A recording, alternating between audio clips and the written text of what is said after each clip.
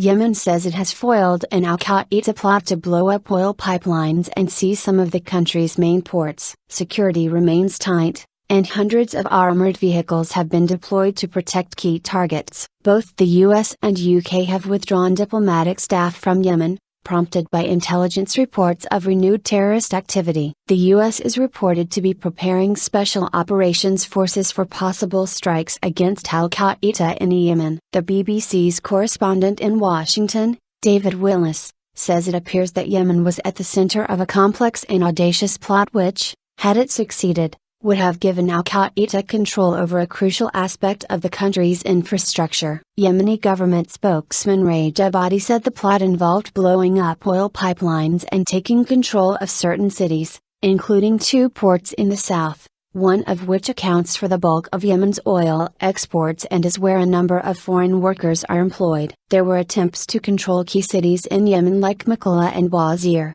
said Mr. Badi. This would be coordinated with attacks by Al-Qaeda members on the gas facilities in Shebwa city and the blowing up of the gas pipe in Belaf city. Al-Qaeda members dressed as soldiers were to be outside the ports, he said. On a given signal they were to invade the facility and take it over. Yemeni officials quoted by AP news agencies said they believed the motive for the planned attacks was retaliation for the killing of senior Al-Qaeda figure Said al-Shahri, who was critically wounded in a November drone strike and later died of his injuries. Security blitz. The BBC's Abdullah Arab, in Sana'a, says there are unprecedented security measures in the capital, with hundreds of armored vehicles deployed around the city. Tanks and troops have surrounded foreign missions, government offices and the airport, and senior officials are being advised to limit their movements. Both the US, which closed 20 embassies worldwide on Sunday, and the UK have withdrawn diplomatic staff from Yemen and urged their citizens to leave. The US Embassy and consulate closures reportedly followed intercepted conversations between 2 senior Al-Qaeda figures,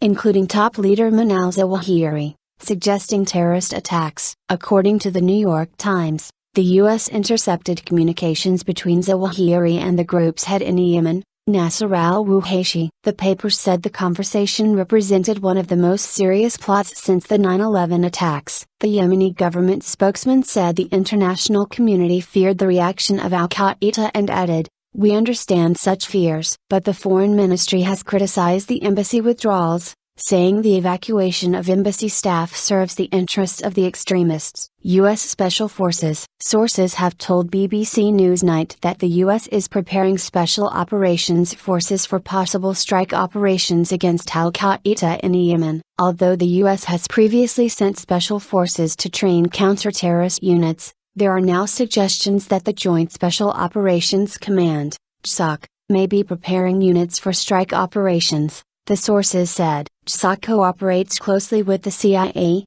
which has mounted 4 drone strikes in Yemen over the past 10 days. Yemen is the base of Al-Qaeda in the Arabian Peninsula, AQP, and both the White House and the U.S. State Department have said the current threat comes from AQP but have refused to divulge further details.